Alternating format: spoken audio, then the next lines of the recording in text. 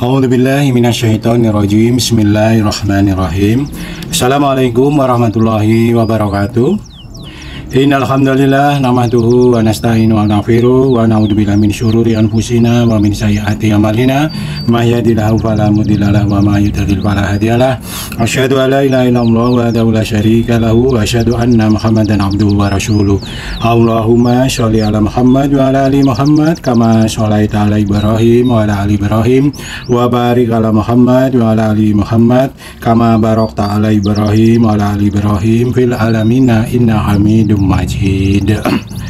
Bapak Ibu sekalian yang dirahmati Allah, alhamdulillah pada pagi hari ini kita selalu diberikan nikmat kesehatan yang tiada tara dari Allah Subhanahu wa taala, nikmat hidayah keislaman yang selalu dilimpahkan dan dicurahkan di hati kita sehingga kita selalu bersemangat dalam menghadiri majelis taklim ini dalam rangka meningkatkan ketaatan kita kepada Allah Subhanahu wa taala. Marilah kita tingkatkan kesyukuran kita kepada Allah Subhanahu wa taala dan kita tingkatkan amal-amal dalam menjalankan syariat kepada Allah Subhanahu wa taala.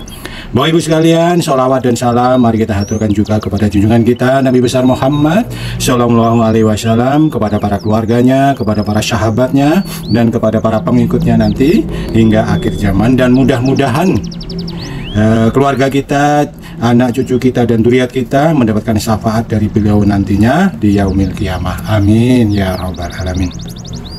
Bapak Ibu sekalian yang dirahmati Allah, pagi hari ini saya akan melanjutkan sharing kita tentang keluarga Rasulullah Shallallahu Alaihi Wasallam. Kita akan menyalami nantinya bagaimana kisah-kisah para keluarga Rasulullah, juga nantinya menyelami pribadi agung dan karakter mulia dari Rasulullah Shallallahu Alaihi Wasallam yang nantinya kita ambil dari buku Syama'il ar-Rasul karangan Al-Imam Ibnu Katsir. Nah, kemarin kita sudah saya sampaikan kisahnya tentang Pak D dari Rasulullah ya, sampai yaitu Abdul Ka'bah ya. Abdul Ka'bah sebagai Pak D dari Rasulullah, memang tidak ada banyak kisah yang tertulis tentang beliau dan mereka meninggal sebelum Islam. Berikutnya adalah Abdullah bin Abdul Muthalib ya. Ini adalah ayah dari Rasulullah Shallallahu Alaihi Wasallam. Nanti kisahnya ini tersendiri ya, karena sebagai ayah dari Rasulullah Shallallahu Alaihi Wasallam. Kemudian kita akan melihat kisah dari Abu Thalib, yaitu Abu Thalib itu adalah pamannya Nabi Muhammad Shallallahu Alaihi Wasallam. Inilah paman dari Rasulullah yang diasuhnya setelah Abdul Muthalib meninggal. Jadi ketika kakeknya Abdul Muthalib meninggal, Rasulullah kemudian diasuh oleh Abu Thalib hingga kenabian ya. Diasuh oleh Abu Thalib hingga kenabiannya. Abu Thalib juga mengikuti kakeknya, yaitu sebagai penjaga Ka'bah dan pelayan jamaah haji. Dia sangat sayang kepada Rasulullah dan pembela Nabi hingga akhir hayatnya. Nama asli dari Abu Thalib adalah Imron atau Abdul Manaf. Disebut Abu Thalib karena mempunyai anak sulung yang bernama Thalib ya. Jadi Abu Thalib mempunyai putra dan putri, yaitu yang pertama adalah Thalib, yang kedua adalah Aqil, yang ketiga adalah Ali, kemudian Ja'far, kemudian Ummu Hani atau Fakitah, dan Jumainah, yang terakhir adalah Raisa. Nah, anak yang pertama yaitu Thalib ini sayangnya belum ada sejarawan yang menulis tentang kisahnya, jadi tidak banyak diketahui. Kemudian anak-anak yang lainnya yaitu mulai Aqil dari Raisa semuanya masuk Islam. Tentang waktunya adalah berbeda-beda, tapi semuanya adalah masuk Islam ya. Putra pertama Aqil bin Abu Thalib, yaitu saat perang Badar, yaitu beliau itu belum masuk Islam, dan kemudian dia berperang ya, ikut orang-orang Quraisy ya, orang-orang kafir Quraisy. Kemudian pada saat perang Badar, Aqil ini tertangkap oleh kaum muslimin, kemudian dibebaskan oleh Abbas. Abbas itu adalah paman Nabi juga. Jadi pamannya Aqil juga gitu ya. pamannya Aqil juga. Kemudian Aqil kembali ke Mekah dan masuk Islam. Selanjutnya dia ikut hijrah pada saat hijrah ke Madinah dan mengikuti perang bersama Rasulullah hingga wafatnya. Ia wafat di masa Muawiyah. Tetapi kisah kisah lengkapnya belum ada yang menulis dalam sejarah. Ini hanya cuplikan dari kisah Aqil bin Abi Thalib. Yang ketiga adalah putranya Abu Thalib, Ali bin Abi Thalib ya. Kita sangat mengenal kan Ali bin Abi Thalib, salah satu dari Khalifah Khulafaur Rasyidin. Nanti kisahnya akan kita bacakan tersendiri karena sangat panjang ini ya. Kita lanjutkan yaitu ke Ja'far bin Abi Thalib, itu putra keempat dari Abu Thalib.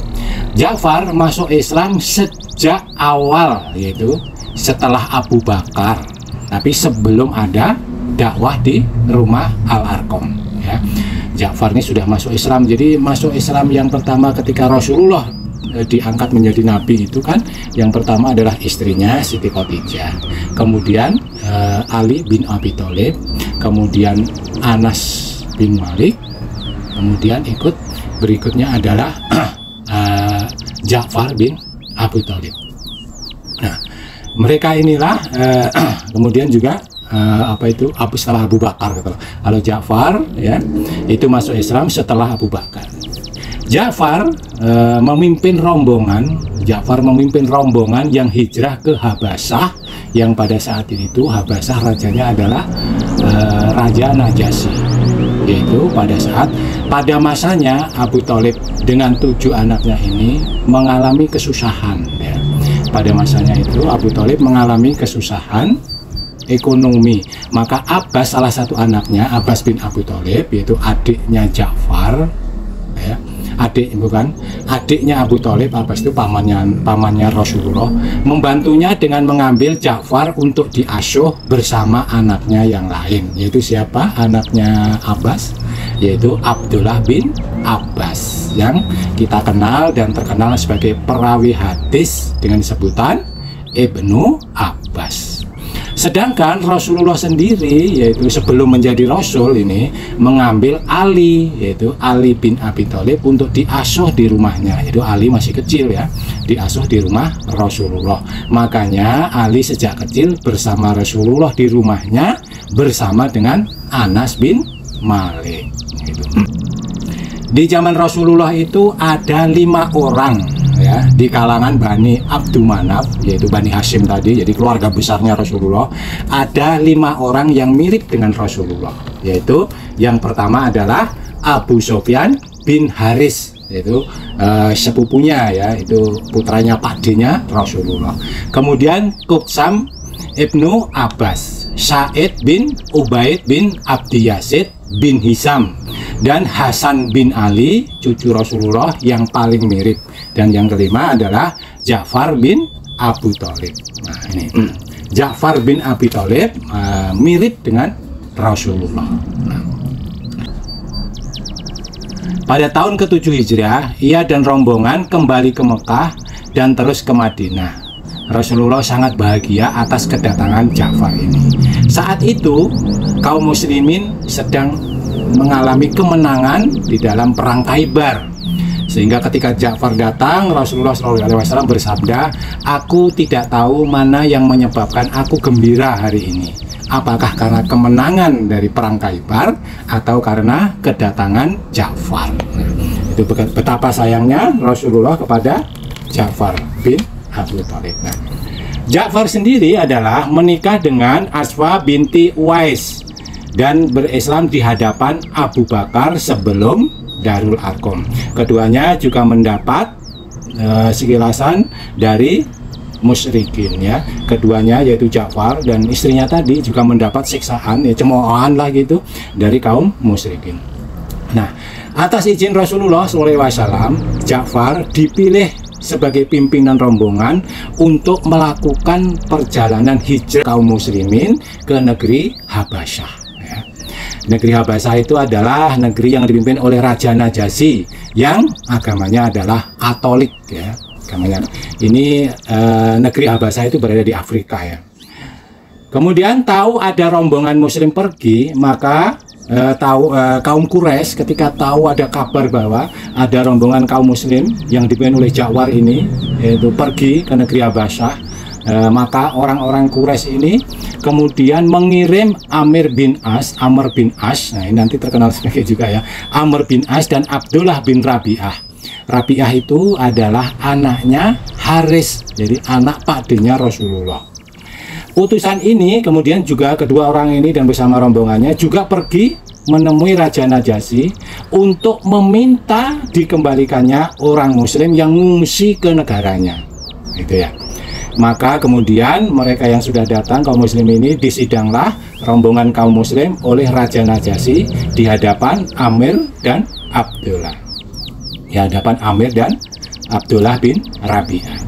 Disinilah Bapak Ibu sekalian kecerdasan Ja'far sebagai pemimpin dan dalam berdiplomasi sangat teruji dalam perdebatan dan tanya jawab dengan Raja Najasyi dan Amr bin As. Nah, Rasulullah memang memerintahkan seandainya kalian pergi ke negeri Habasyah, karena negeri itu dipimpin oleh seorang raja yang tidak satu pun rakyatnya terdolimi. Dan bumi itu adalah bumi yang aman. Tinggallah kalian di sana hingga Allah memberikan jalan keluar kepada kalian karena apa yang menimpa kalian. Jadi ketika kaum muslimin itu waktu di Makkah itu kan banyak berhadapan, diseksa, kemudian dicemooh, dilecehkan, bahkan kemudian disingkirkan dan lain sebagainya.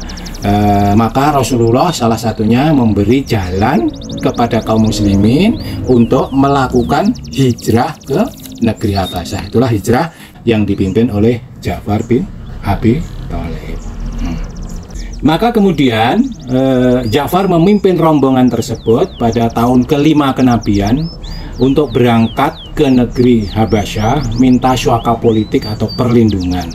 Ya, Ja'far memimpin kaum muslimin itu ke negeri Habasyah. Negeri Habasyah itu kalau sekarang diperkirakan itu Ethiopia ya, Masya Allah ya.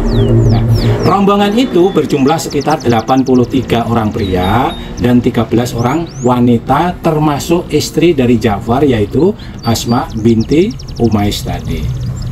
Nah, rombongan hijrah Ja'far ini merupakan hijrah yang kedua setelah rombongan sebelumnya. Ada rombongannya Utsman bin Makhzum, Utsman bin Affan beserta istrinya, yaitu pada tahun kelima kenabian. Utsman beserta istrinya Roqayyah putri Rasulullah. 2 tahun kemudian rombongan tersebut kembali ke Madinah ya. Yang ikut di dalam hijrah itu diantaranya juga Jubair bin Awam, Abdurrahman bin Auf, dan 11 pria dan 5 wanita. Itu rombongan pertama. Sedangkan Ja'far adalah rombongan kedua ya. Karena banyaknya kaum muslim yang hijrah, maka orang kafir dari Quraisy tadi khawatir dan iri serta tidak suka hal itu terjadi. Maka kaum kafir mengutus tadi, yaitu dikirimlah rombongan Amr bin As dan Abdullah bin Rabi'ah dengan membawa hadiah-hadiah untuk menghadap Raja Najasyi, untuk meminta orang-orang muslim yang ke Habasyah tadi untuk dibawa pulang kembali. Kalau katakanlah sekarang itu ya untuk dideportasi.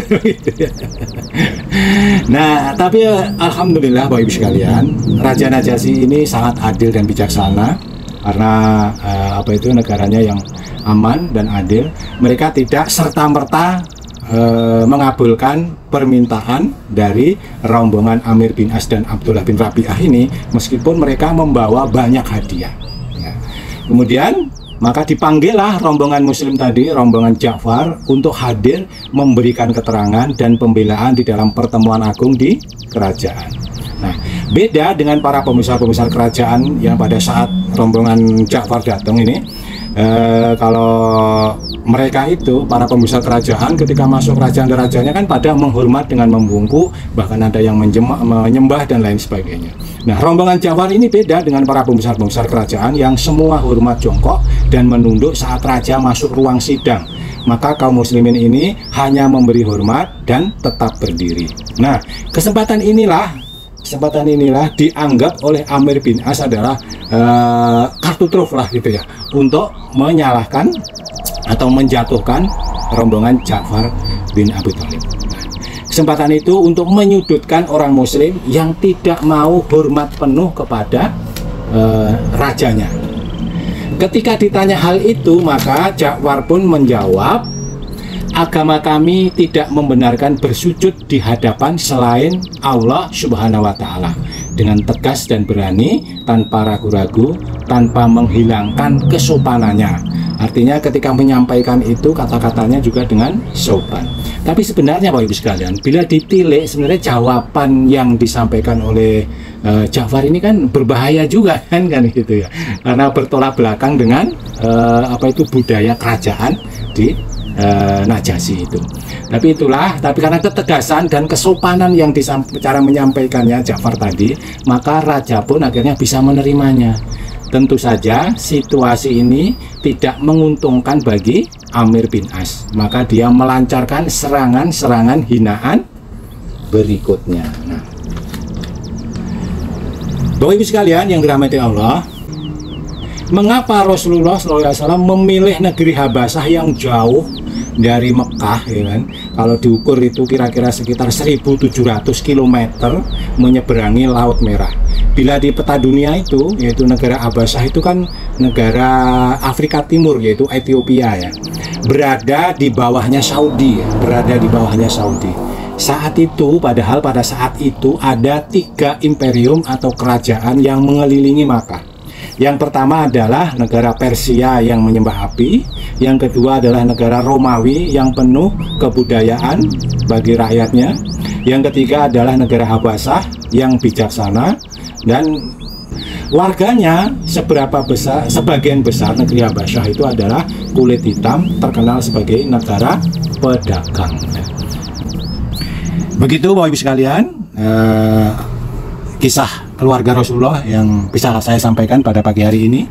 Semoga bermanfaat, menambah keilmuan kita, juga menambah keimanan kita kepada Allah Subhanahu wa Ta'ala. Mudah-mudahan bermanfaat. Kebenaran datang dari Allah Subhanahu wa Ta'ala. Kesalahan kekurangan karena kefakiran ilmu saya mohon dimaafkan dan diberikan saran yang hikmah untuk kenyamanan bersama. Billahi taufiq wal hidayah. Wassalamualaikum warahmatullahi wabarakatuh.